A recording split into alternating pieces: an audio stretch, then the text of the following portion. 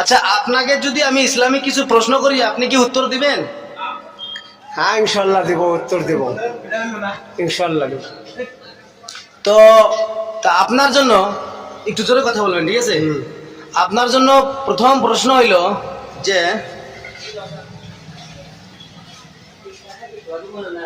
আমাদের আমাদের ইসলামের প্রথম মুয়াজ্জিন কে ছিলেন? একটু ভেবেচিন্তে বলবেন, ঠিক আছে? আপনার জন্য সময় আছে।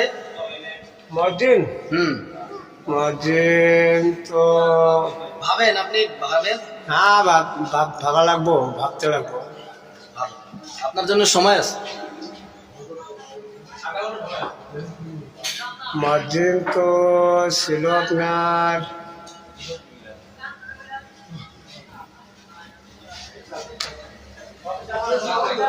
আমার তো বিশ্বাস হয় হযরত